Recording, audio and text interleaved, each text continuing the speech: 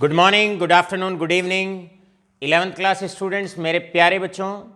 अब घर बैठे पढ़ाई की चिंता होगी बहुत दूर जब आपके साथ होंगे अमित चौहान सर और उनके दो कोहिनूर। प्यारे बच्चों, आयनिक इक्विलिब्रियम इन सॉल्यूशंस आपका टॉपिक, आपका चैप्टर चल रहा है। इसमें अभी तक अब आपको कवर अप करा दिया है Oswald dilution law for weak electrolytes. आपको हमने कवर अप करा दिया है concept of acids and bases. और पिछले ही कुछ दिनों से, एक दो दिन से हमारा टॉपिक चल रहा था रिलेटिव एसिडिक स्ट्रेंथ और बेसिक स्ट्रेंथ ऑफ सब्सटेंसेस। कैसे अगर एसिड और बेसिस अगर आपको दिए हुए हैं तो उनकी एसिडिक और बेसिक स्ट्रेंथ कैसे कंपेयर करते हैं। चलिए आज की बात में शुरू करते हैं। नया heading, that is dissociation constant या फिर ऑटोप्रोटोलिसिस ऑफ वाटर। प्यारे बच्चों, आप जानते हैं वाटर एक एम्फीप्रोटिक सब्सटेंस होता है। एम्फीप्रोटिक का मतलब H पॉजिटिव गेन भी कर सकता है, H पॉजिटिव लूज भी कर सकता है। साथ के साथ वाटर की एक और एडिशनल प्रॉपर्टी होती है, और एडिशनल प्रॉपर्टी होती है इट अंडरगोज ऑटोप्रोटोलिसिस। मतलब जिस प्रकार किसी सब्सटेंस को पानी में डालते हैं तब H आयन रिलीज करता है, HCl को अमोनिया के साथ मिक्स करते हैं HCl तब H आयन रिलीज करता है। वाटर की एक बड़ी अच्छी सी खासियत होती है कि इसको किसी एडिशनल सब्सटेंस की जरूरत नहीं है, ये सेल्फ आयोनाइज्ड होता है और इसीलिए हम कहते हैं ऑटोप्रोटोलिसिस। अपने आप इसका आयनाइजेशन होता है, अपने आप प्रोटॉन रिलीज करता है। कैसे करता है आइए सीखते हैं। ये वाटर लिक्विड है। वाटर की प्रेजेंस में ही आयोनाइज होता है। H positive aqueous plus OH negative aqueous. वो बात एक अलग है, वाटर बहुत ही वीक इलेक्ट्रोलाइट होता है, बहुत वीक इलेक्ट्रोलाइट होता है। इलेक्ट्रोलाइट आप जानते हैं, कोई भी ऐसा सब्सटेंस जो आयंस में ब्रेक हो जाता हो, टूट जाता हो, उसको हम इलेक्ट्रोलाइट कहते हैं। वाटर एक बहुत वीक इलेक्ट्रोलाइट होता है and it undergoes ionization as H positive aqueous and OH negative aqueous. अब अगर वाटर के लिए आपको डिसोसिएशन कांस्टेंट या आयोनाइजेशन कांस्टेंट अगर आपने लिखना हो तो कैसे लिखेंगे? आप डिसोसिएशन कांस्टेंट या आयोनाइजेशन कांस्टेंट फॉर वाटर इस प्रकार लिखेंगे, that is it may be defined as the ratio. किसका ratio? Product of molar concentration of H ion and hydroxide ion, ऊपर प्रोडक्ट की molar concentration, H positive ion की molar concentration multiplied by molar concentration of hydroxide ions. Clear है? Divide में हम लेंगे that is molar concentration of reactants. Molar concentration of reactants इस प्रकार आप लेते हैं। याद रखिएगा इसको, यहां पर K को आप बोलने वाले हैं क्योंकि वाटर टूट रहा है, डिसोशिएट हो रहा है या आयोनाइज हो रहा है। यहां पर इस वक्त K को बोला जाएगा दैट इज आयोनाइजेशन या डिसोसिएशन कांस्टेंट ऑफ वाटर। अगर एसिड टूटता है तो Ka लिखते हैं इसको, अगर बेस टूटता है तो Kb लिखते हैं, डिसोसिएशन या ionization constant for acid and bases. ठीक इसी प्रकार वाटर के लिए आप इसको लिखने वाले हैं K is equal to, that is K का मतलब यहां पर है डिसोसिएशन या आयनाइजेशन कांस्टेंट फॉर वाटर। अब प्यारे बच्चों, वाटर की एक खासियत होती है, खासियत कह लो या हम ये कहते हैं इसकी ये प्रॉपर्टी है, ये इलेक्ट्रोलाइट तो है, आयोनाइज तो होता है, लेकिन बहुत ना के बराबर आयोनाइज होता है। लगभग अगर मैं बात करूं तो 1 मिलियन मॉलिक्यूल में से कोई एक मॉलिक्यूल ऐसा होता है जो आयोनाइज होता है। इसका मतलब ये बहुत फेबिली आयोनाइज्ड होता है, बहुत कम आयोनाइज्ड होता है। वाटर की जो कॉन्सेंट्रेशन होती है आयोनाइजेशन के बाद भी कोई ज्यादा फर्क नहीं पड़ता, लगभग उतनी ही कॉन्सेंट्रेशन रहती है। इसका मतलब आफ्टर आयनाइजेशन वाटर की जो मोलर कॉन्सेंट्रेशन है उस पर कोई ज्यादा फर्क नहीं पड़ता, बिल्कुल कांस्टेंट बनी रहती है, क्योंकि मिलियन में से कोई एक या दो मॉलिक्यूल ही ऐसे होते हैं हार्डली जो आयोनाइज होते हैं। इसीलिए वाटर की जो कॉन्सेंट्रेशन होती है वो कांस्टेंट रहती है। एक एग्जांपल ले लेते हैं, जैसे गेहूं की एक बोरी है, उसमें से अगर एक दाना आप निकाल दें तो बोरी के अमाउंट पे, उसकी कॉन्सेंट्रेशन पे, गेहूं के अमाउंट पे कोई फर्क नहीं पड़ता। गेहूं की जो कॉन्सेंट्रेशन होती है लगभग बराबर सी ही रहती है। एक दाना निकाल दो एक बोरी गेहूं में से, या 2 दाने निकाल दो, तो उसकी जो गेहूं की जो कॉन्सेंट्रेशन है, उसका जो अमाउंट है वो लगभग सेम ही रहता है, लगभग कांस्टेंट ही रहता है। इसीलिए वाटर की मोलर कंसंट्रेशन भी आफ्टर आयनाइजेशन लगभग कांस्टेंट ही रहती है, क्योंकि ये बहुत ही फेबली आयोनाइज्ड होता है।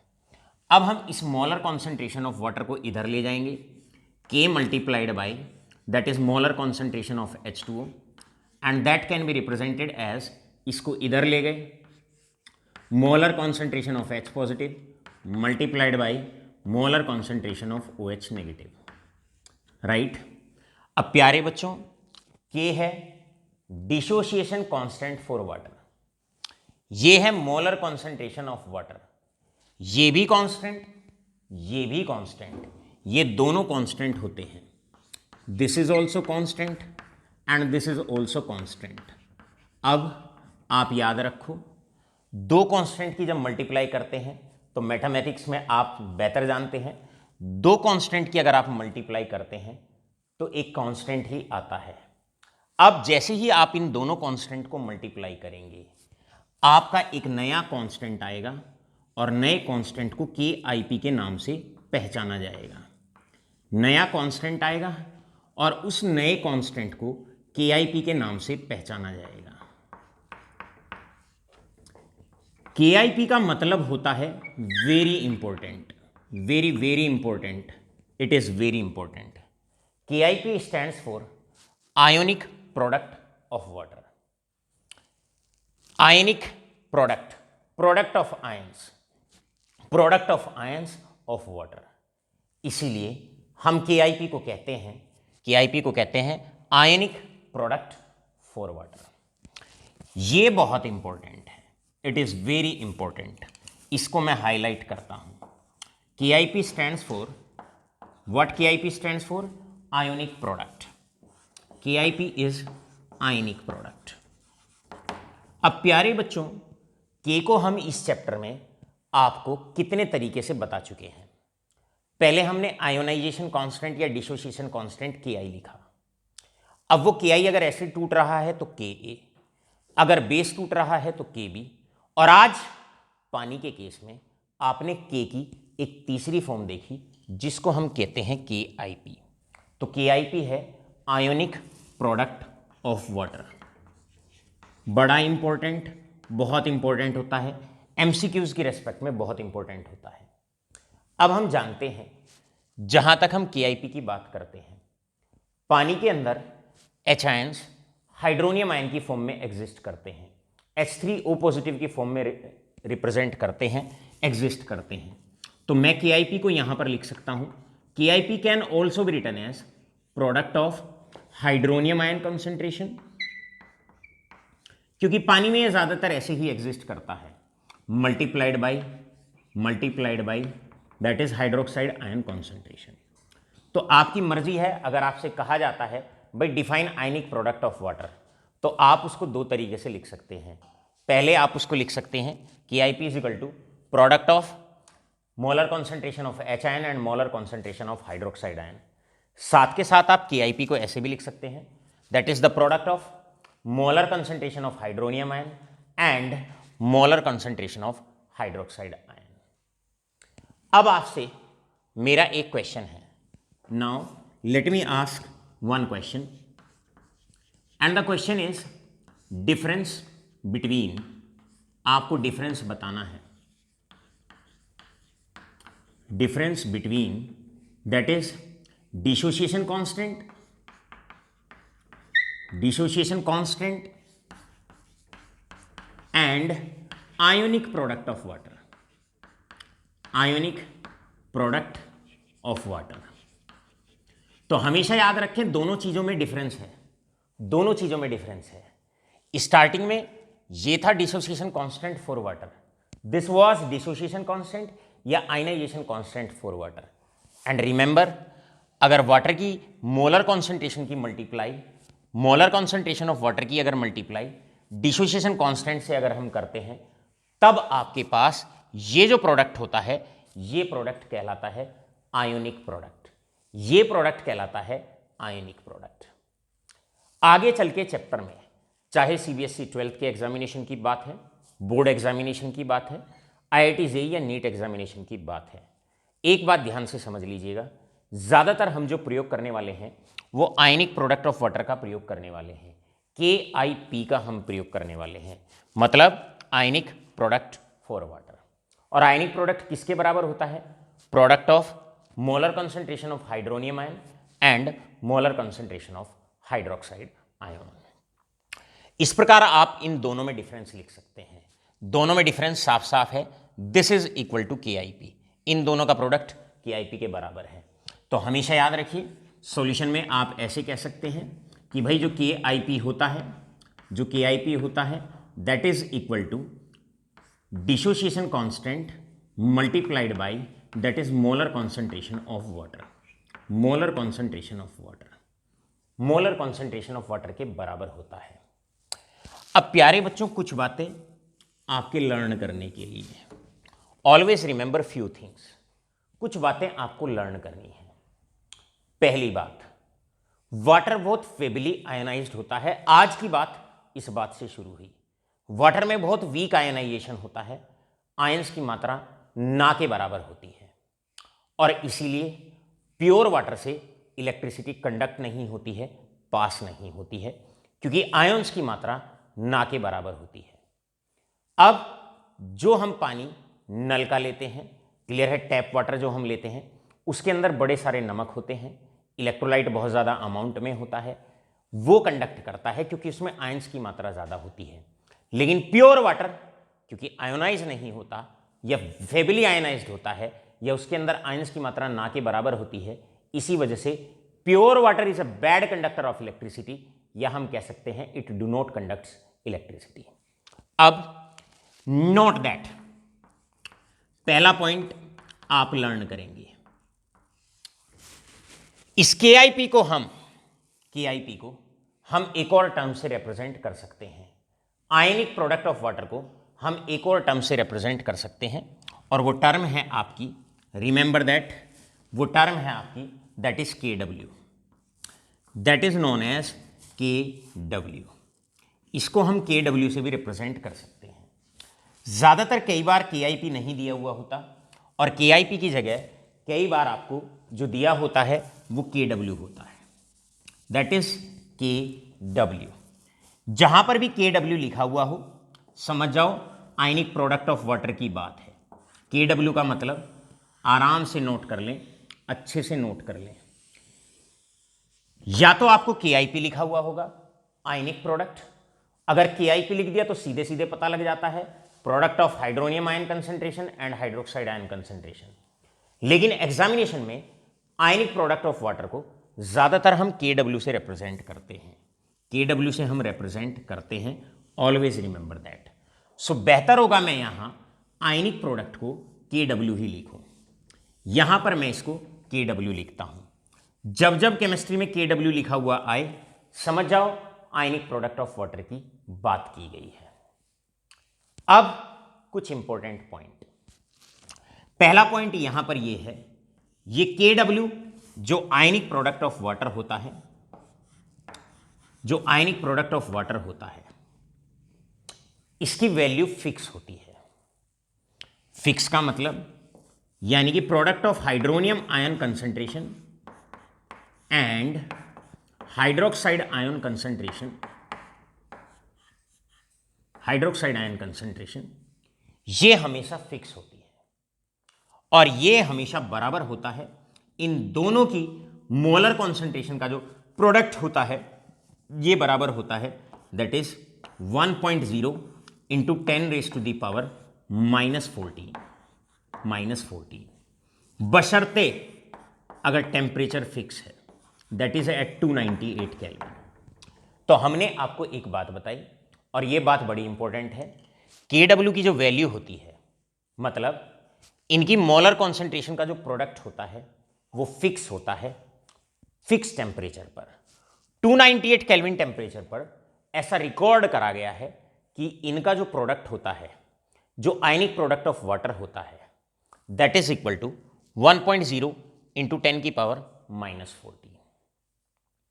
अब अगर आप मान लो, से फॉर एग्जाम्पल, अगर आप टेम्परेचर बढ़ाते हैं, जैसे टेम्परेचर हो गया भाई दैट इज एट 303 केल्विन, आपने 5 डिग्री टेम्परेचर और बढ़ा दिया। अब आप जानते हैं जैसे जैसे टेम्परेचर बढ़ाते हैं वाटर मॉलिक्यूल्स के बीच के बॉन्ड ब्रेक होंगे। टेम्परेचर बढ़ाते जाओ, हीट करते जाओ, मॉलिक्यूल्स के अंदर के बॉन्ड ब्रेक हो जाएंगे। बॉन्ड ब्रेक हो जाएंगे, वाटर और ज़्यादा टूटेगा, और ज़्यादा होंगे आपके पास एच आयन या हाइड्रोनियम आयन, और ज़्यादा कंसंट्रेशन होगी आपके पास हाइड्रोक्साइड आयन की। ये वैल्यू भी बढ़ जाएगी, ये वैल्यू भी बढ़ जाएगी। क्लियर है? मोलर कॉन्सेंट्रेशन बढ़ जाएगी और KW भी बढ़ जाएगा। अगर मोलर कॉन्सेंट्रेशन आयंस की बढ़ेगी तो KW भी बढ़ जाएगा। ऐसा पाया गया है कि अगर आप टेम्परेचर अब बढ़ाते चले जाओगे तो KW की वैल्यू बढ़ती चली जाती है।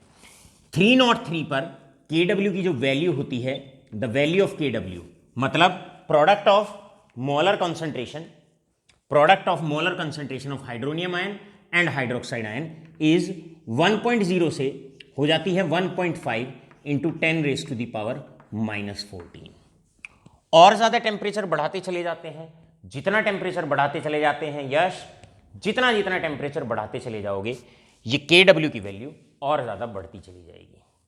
आशा करते हैं KW आपके बहुत अच्छे से समझ में आ गया होगा। KW stands for what? KIP। KIP का मतलब आयनिक प्रोडक्ट, KW का मतलब आयनिक प्रोडक्ट ऑफ वाटर। आगे बढ़ने से पहले एक बात अपने दिमाग में डाल लीजिए, और बात क्या आपको अपने दिमाग में डालनी है, इतनी सी बात आपके दिमाग में आनी चाहिए कि डिसोसिएशन कांस्टेंट ऑफ वाटर और आयनिक प्रोडक्ट KW में डिफरेंस होता है। ये डिसोसिएशन कांस्टेंट है और KW ionic product of water है। अब फटाफट आप करिएगा इसको नोट डाउन और करते हैं खटैक से इसको रब। सो बच्चों, आपको अभी तक बताया जा चुका है 298 केल्विन टेम्परेचर पर ये वैल्यू आपको लर्न करनी है। Ionic product for water is equal to 1.0 into 10 raise to the power -14 या 1 multiplied by 10 raise to the power -14, या आप इसको simply 10 raise to the power -14 भी कह सकते हैं। अब याद रखिएगा ये वैल्यू आपको लर्न करनी है। या तो आपको टेम्परेचर गिवन होगा 298, और अगर टेम्परेचर गिवन नहीं है तब भी हमेशा पानी को इसी टेम्परेचर पे माना जाएगा। 298 केल्विन टेम्परेचर पर ही आप वाटर को एज्यूम करेंगे, यानी कि KW आपको अगर इसके अलावा कोई टेम्परेचर है तब तो आपको कोई और वैल्यू लेनी है या कैलकुलेट करनी है। अगर वाटर के केस में बात हुई है और आपको आयनिक प्रोडक्ट गिवन नहीं है तो समझ जाओ 1.0 इंटू 10 की पावर -14 ही आपके लेके चलना है। प्यारे बच्चों, 10 की पावर 14 कब आया, -14 कब आया? यह तब आया होगा जब molar concentration of hydronium ion equal to molar concentration of hydroxide ion and that is equal to 10 raise to the power -7। भाई इसकी भी value 10 raise to the power -7 रही होगी, इसकी भी value 10 raise to the power -7 रही होगी। Base same 10 10 -7 हो गया 10 रेज टू द पावर -14। कारण है पानी के अंदर जितने हाइड्रोनियम आयन होते हैं या एच आयन होते हैं उतने ही OH आयन होते हैं। तो याद रखिएगा, जब तक प्योर पानी की अगर हम बात करें तो प्योर पानी में जितने हाइड्रोनियम आयन हैं उतने ही हाइड्रोक्साइड आयन हैं। तो हमेशा याद रखो एट 298 केल्विन प्योर वाटर के केस में हाइड्रोनियम आयन की जो कॉन्सेंट्रेशन है वो 10 की पावर -7 है, इससे कंक्लूजन आ जाता है। और हाइड्रोक्साइड आयन की जो मोलर कॉन्सेंट्रेशन है वो भी 10 रेज टू द पावर -7 है। अब हम केस बनाते हैं भाई, अब हम एक केस बनाते हैं और टेम्परेचर चेंज नहीं कर रहे हैं। We are not changing the temperature constant है। याद रखो, अगर टेम्परेचर कांस्टेंट है तो product molar concentration of hydronium ion and hydroxide ion, ये जो प्रोडक्ट रहेगा ये हमेशा इतना ही बरकरार रहेगा। दोनों की मोलर कंसंट्रेशन का प्रोडक्ट हमेशा 10⁻⁻14 ही बना रहेगा। अब मान लो आपने पहला केस, आपने एसिड ऐड कर दिया on addition of an acid.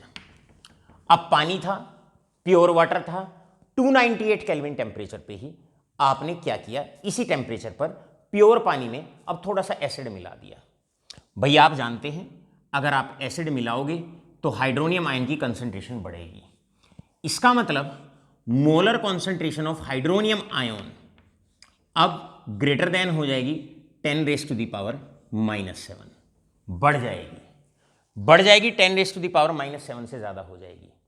लेकिन याद रखना, क्योंकि आपने टेम्परेचर नहीं बदला है, तो product of molar concentration of hydronium ion and hydroxide ion, इन दोनों की मोलर कॉन्सेंट्रेशन का जो प्रोडक्ट है वो 10⁻⁻14 ही रहेगा। मान लो अब अगर आपको ये 10⁻⁻7 से ज्यादा हो जाएगा, अब आपको अगर हाइड्रोक्साइड आयन की कंसंट्रेशन निकालनी है तो आप कैसे निकालेंगे? भाई हाइड्रोनियम आयन की कंसंट्रेशन बढ़ गई, 10⁻⁻7 से बढ़ गई। अब आपको अगर हाइड्रोक्साइड आयन की कंसंट्रेशन निकालनी है, घबराना नहीं, करना क्या है, that is equal to hydroxide ion concentration निकालनी है, जो भी हाइड्रोनियम आयन की कंसंट्रेशन बढ़ के हो गई है इसको डिवाइड कर दो, KW से इसको डिवाइड कर देंगे, इसको नीचे ले आएंगे, हाइड्रोक्साइड आयन की कंसंट्रेशन आ जाएगी।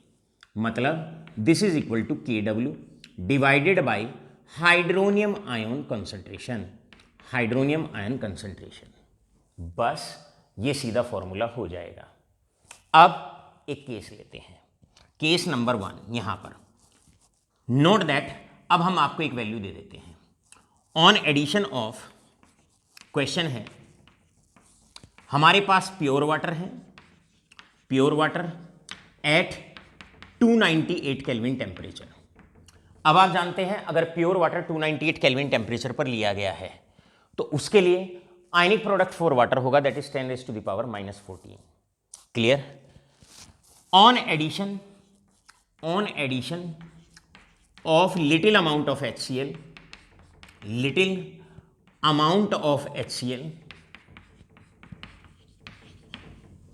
the hydronium ion concentration becomes that is 10⁻⁻5। Clear है? याद रखो 10⁻⁻7 10⁻⁻5 ये नेगेटिव पावर है, जैसे जैसे इसकी वैल्यू कम होती जाएगी ये बड़ा होगा, ये छोटा होगा। क्लियर है? लर्न कर लीजिए, ये तो सिंपल मैथमेटिक्स है। माइनस में पावर -5 एक बड़ी क्वांटिटी होगी एज कंपैरिजन टू -7। अब आपसे कहा जाता है भाई बताओ calculate hydroxide ion molar concentration of hydroxide ion. प्यारे बच्चों हमेशा याद रखेंगे टेम्परेचर 298 केल्विन है, तो आप जानते हैं 298 केल्विन टेम्परेचर पर, remember that at 298 kelvin temperature, यहां लिखो एट 298 केल्विन टेम्परेचर, KW की वैल्यू फिक्स होती है 298 पर और वैल्यू होगी 1.0 इंटू 10⁻⁻14 या आप सीधा लिख लो 10⁻⁻14। आपने वैल्यू फिक्स कर दी, आपने लिख दी, साथ के साथ आपको हाइड्रोनियम आयन की कंसंट्रेशन भी गिवन है यहां पर, और हाइड्रोनियम आयन कंसंट्रेशन गिवन है दैट इज इक्वल टू 10⁻⁻5। आपको बच्चों यहां पर निकालनी है हाइड्रोक्साइड आयन मोलर कंसंट्रेशन। बेटे निकाल देंगे, बहुत आसान है। कैसे? फॉर्मूला हो जाएगा KW upon that is hydronium ion concentration. Clear cameraman Yash? यहां पर ये फॉर्मूला हो जाएगा KW upon hydronium ion concentration. Clear? अब KW की वैल्यू है 10⁻⁻14, it is 10⁻⁻14 divided by hydronium ion की कॉन्सेंट्रेशन है 10⁻⁻5, 10⁻⁻5 बेस सेम है, डिवीजन में है, पावर ऊपर जाएगी प्लस में हो जाएगी -14 + 5, this is equal to that is -9। तो यहां पर आंसर आ जाएगा 10⁻⁻⁹ राइट। आप जानते हैं, आपको पता है, सीधी सीधी सी बात है, प्रोडक्ट जो है हाइड्रोनियम आयन का और हाइड्रोक्साइड आयन की मोलर कॉन्सेंट्रेशन का हमेशा 298 केल्विन टेम्परेचर पर कांस्टेंट बना रहेगा, 10⁻⁻14 बना रहेगा। अब इस क्वेश्चन में आपने देखा हाइड्रोक्साइड आयन की जो मात्रा है, जो कॉन्सेंट्रेशन है, वो 10⁻⁻5 हो गई। तो अब हाइड्रोक्साइड आयन की जो कॉन्सेंट्रेशन है वो है 10⁻⁻⁹। हमेशा इन दोनों की मोलर कॉन्सेंट्रेशन का प्रोडक्ट हमेशा 10⁻⁻14 ही बना रहेगा। अगर ये -5 है तो ये -9 हो जाएगा, अगर ये -6 है तो ये -8 हो जाएगा। प्रोडक्ट हमेशा कांस्टेंट रहेगा जब तक टेम्परेचर आप कांस्टेंट रखते हैं। टेम्परेचर गिवन है, क्लियर है, 298, ऑल इज वेल। अगर क्वेश्चन में टेम्परेचर मेंशन ना हो तो पानी के केस में हमेशा आपने 298 ही कंसीडर करना है। आशा करता हूं आप बहुत अच्छे से पूरा कॉन्सेप्ट समझ गए होंगे। चलो तो नोट करो इसे, लो स्क्रीनशॉट, बढ़ते हैं नेक्स्ट क्वेश्चन की तरफ। अब बारी है इंपॉर्टेंट क्वेश्चंस पार्ट की। आपसे क्वेश्चन आता है, calculate molar concentration of hydroxide ion in the following solutions. Clear है, 0.1 molar HCl solution, 0.5 molar that is H2SO4 solution, right. Aqueous solution है, पानी के अंदर HCl को डाला हुआ है, पानी के अंदर H2SO4 को डाला हुआ है, और अब आपसे कहा जाता है बताओ भाई पानी के अंदर हाइड्रोक्साइड आयन की कॉन्सेंट्रेशन क्या होगी। आप इस क्वेश्चन में बड़े क्लियरली देख सकते हैं दो बातें। पहला, कोई टेम्परेचर मेंशन नहीं है। अगर टेम्परेचर मेंशन नहीं है तो हमेशा याद रखें, ऑलवेज स्टार्ट अपने आप ही एट 298 केल्विन टेम्परेचर आप एज्यूम कर लें। जब टेम्परेचर 298 केल्विन होता है तो Kw की वैल्यू आप जानते हैं, दैट इज इक्वल टू 10⁻⁻14, या आप ये कह दो product of molar concentration of hydronium ion और हाइड्रोक्साइड आयन की जो मोलर कॉन्सेंट्रेशन होती है, इन दोनों का जो प्रोडक्ट होता है वो 10⁻⁻14 के बराबर होता है। चलिए HCl की बात करते हैं। HCl प्यारे बच्चों आप जानते हैं, HCl को जैसे ही पानी के अंदर डालते हैं ये कन्वर्ट हो जाता है H पॉजिटिव एक्वस में और कन्वर्ट हो जाता है Cl नेगेटिव एक्वस में। बड़ा अच्छा सा क्वेश्चन है, बड़ा प्यारा सा क्वेश्चन है, ध्यान से, राइट। अब HCl एक ऐसा एसिड होता है जो कंप्लीट आयनाइजेशन होता है, जिसका 100% टूटता है। अगर ये 1 मोलर है तो H आयन भी 1 मोलर होगा और क्लोराइड आयन भी 1 मोलर होगा, क्लोराइड आयन भी 1 मोलर होगा। All right all of you. अब हम जानते हैं क्या इसकी कॉन्सेंट्रेशन है, दैट इज 0.1 मोलर, 0.1 मोलर, तो H आयन की कॉन्सेंट्रेशन भी 0.1 मोलर होगी, इसकी कॉन्सेंट्रेशन भी 0.1 मोलर। 0.1 मोलर का मतलब होता है 10⁻⁻1, 10⁻⁻1। All right all of you. अब आपको पता है 298 केल्विन टेम्परेचर पर हाइड्रोनियम आयन की कंसंट्रेशन और हाइड्रोक्साइड आयन की जो कंसंट्रेशन होती है, इनका जो प्रोडक्ट होता है ये हमेशा कांस्टेंट बना रहता है 10⁻⁻14। अब H आयन की कंसंट्रेशन आपको पता लग गई, यहां से कितनी है 10⁻⁻1। इसको 10⁻⁻1 आप कर देंगे और इसको नीचे ले आएंगे, ऊपर लाओगे तो हाइड्रोक्साइड आयन की जो मात्रा है, यहां से अब मैं इसको रब कर देता हूं, इसको रब कर देता हूं, ये है आपका दैट इज 10⁻⁻1, इसकी कॉन्सेंट्रेशन ये हो गई।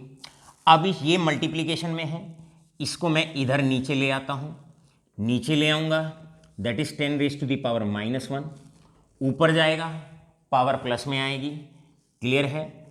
10⁻⁻14 + 1 आंसर आ गया 10⁻⁻13। आप चाहो डायरेक्ट निकाल लो, यहां पर H आयन की कंसंट्रेशन 10⁻⁻1 है, एच आयन की कंसंट्रेशन या हाइड्रोनियम आयन की कंसंट्रेशन 10⁻⁻1 है, तो जो हाइड्रोक्साइड आयन की मोलर कंसंट्रेशन होगी वो होगी 10⁻⁻13। इस प्रकार मुश्किल नहीं है, आसान है। चलो तो नोट कर लो, सेकंड क्वेश्चन की तरफ चलते हैं। अब मान लो मेरे पास बच्चों, मेरे पास है that is 0.5 molar, 0.5 molar H2SO4 solution मेरे पास है। All right all of you. अब H2SO4 भी एक ऐसा एसिड होता है जिसका कंप्लीट आयनाइजेशन होता है, 100% टूटता है, पूरा टूटता है, सिंगल एरो लगाओगे। अब इसका आयनाइजेशन ऐसे होता है, ये 2 मोल H आयन देगा आपको प्लस 1 मोल सल्फेट आयन देगा आपको, बशर्ते जब इसमें पानी डालेंगे। पानी के अंदर सल्फ्यूरिक एसिड डाला, बना 2 moles of H ion positive and 1 mole of sulphate ion aqueous. अब समझिए रिएक्शन की स्टोइकियोमेट्री ये कहती है, इसका अगर 1 मोल लोगे तो 2 मोल H आयन मिलेंगे, ये 1 मोलर लोगे तो ये 2 मोलर है। आपको दिया हुआ कितना है 0.5 मोलर। तो प्यारे बच्चों अगर ये 1 मोलर है तो ये 2 मोलर होगा, ये 1 मोलर है तो ये 2 मोलर होगा। अब समझ जाओ है कितना 0.5, ये है 0.5 मोलर, तो ये होगा 2 मल्टीप्लाइड बाई 0.5। और आप जानते हैं 2 multiplied by 0.5 that is equal to 1। 1 को मैं ऐसे भी लिख सकता हूं दैट इज और 10 raise to the power 0, 10 raise to the power 0। आगे आगे चैप्टर में जो भी खेल चलेगा, जो भी हाइड्रोनियम आयन की कॉन्सेंट्रेशन आपको दे रखी हो या हाइड्रोक्साइड आयन की जो मोलर कॉन्सेंट्रेशन जो भी आपको दे रखी हो, कोशिश करना उसे 10 की पावर में लिख लो। आपने प्रयास करना है उसे 10 की पावर में लिखने का। यहां पर 1 आया, हम जानते हैं anything raise to the power 0 is always equal to 1। तो हाइड्रोनियम आयन की, हाइड्रोजन आयन की या हाइड्रोनियम आयन की कॉन्सेंट्रेशन हो गई 10 रेज टू द पावर 0। अब आप जानते हैं अगर ये 10 रेज टू द पावर 0 है तो हाइड्रोक्साइड आयन की जो मोलर कॉन्सेंट्रेशन है पता लग गया होगा, इन दोनों का प्रोडक्ट हमेशा इसके बराबर रहेगा, तो ये 10 रेज टू द पावर -14 है। तो यहां पर आप इसको लिखेंगे hydroxide ion concentration that can be equal to KW upon, आप निकलने वाले हैं hydronium ion concentration, values put करेंगे 10 raise to the power -14 divided by 10 raise to the power 0, this is equal to 10 raise to the power -14। इस तरीके से आप बड़े आसानी से, बड़े सरल तरीके से, बिना मुश्किल के आसानी से इसे नोट कर सकते हैं। प्यारे बच्चों क्वेश्चन बड़ा आसान है। अब आपको इसका रिवर्स लेके चलते हैं।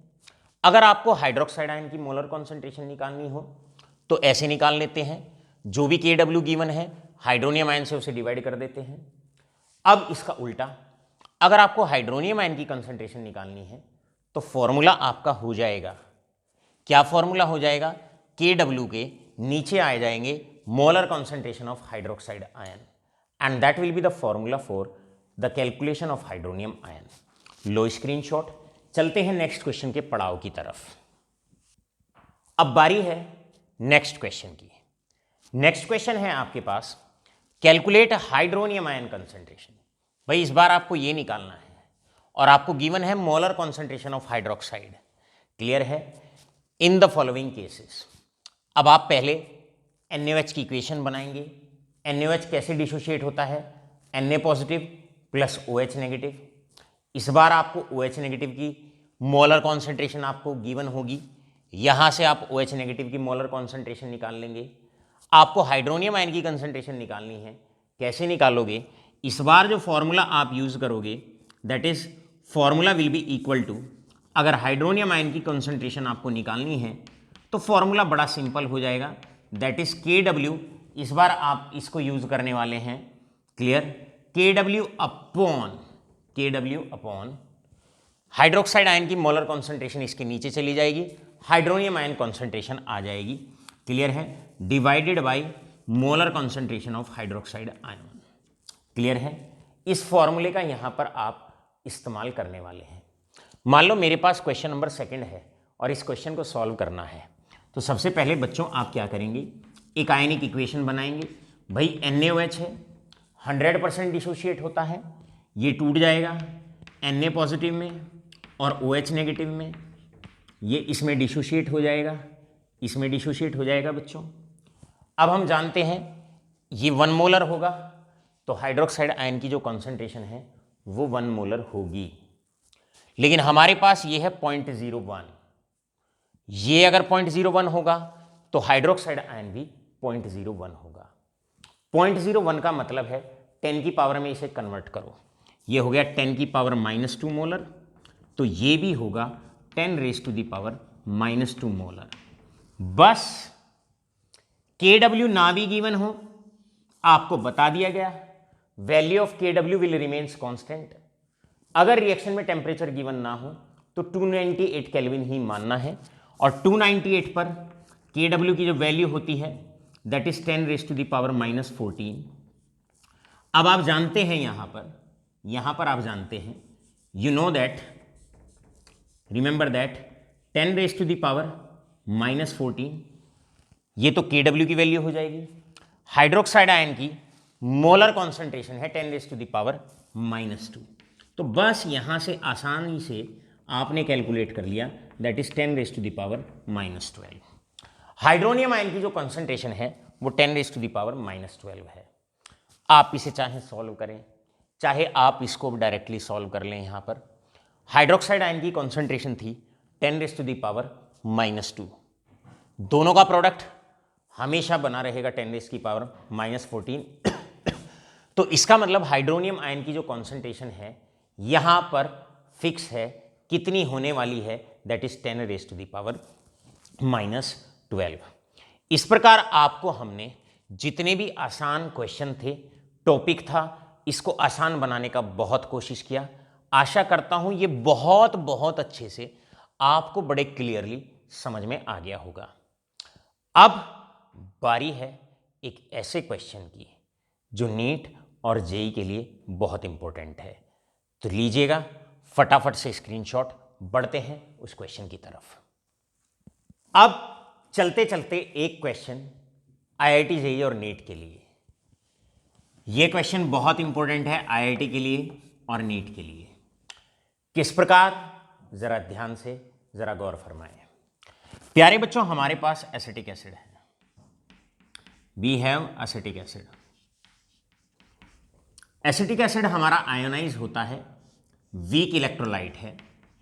जैसे ही इसमें वाटर डालते हैं, वाटर डालते ही ये आयनाइज होता है एसीटेट आयन एक्वस में प्लस हाइड्रोनियम आयन एक्वस में, ऐसे आयनाइज होता है। हमेशा याद रखिए 2 तरह का इलेक्ट्रोलाइट होता है, एक कंप्लीटली आयोनाइज्ड जो आपने पहले HCl और H2SO4 वाले एग्जाम्पल लिए हैं, और एक होता है वीक इलेक्ट्रोलाइट जिसमें रिवर्सिबिलिटी का साइन होता है, रिवर्सिबिलिटी का साइन होता है, जैसे कि यहां पर एग्जाम्पल एसिटिक एसिड, कार्बन वाले acids, example ammonium hydroxide, aluminium hydroxide, ये जितने भी होते हैं ये वीक इलेक्ट्रोलाइट्स होते हैं। इस पूरे चैप्टर में जब जब वीक इलेक्ट्रोलाइट की बात होगी, मतलब एक ऐसा इलेक्ट्रोलाइट जो 100% नहीं टूट रहा, उसमें हमेशा रिवर्सिबिलिटी का साइन आएगा।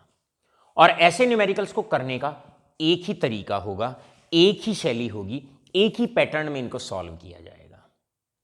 पहले सीखते हैं हाइड्रोनियम आयन और हाइड्रोक्साइड आयन की कॉन्सेंट्रेशन बतानी है of 0.05 molar acetic acid solution which is 20% ionised. सारे मॉलिक्यूल्स नहीं टूट रहे इसके, केवल 20% ही टूट रहे हैं, राइट।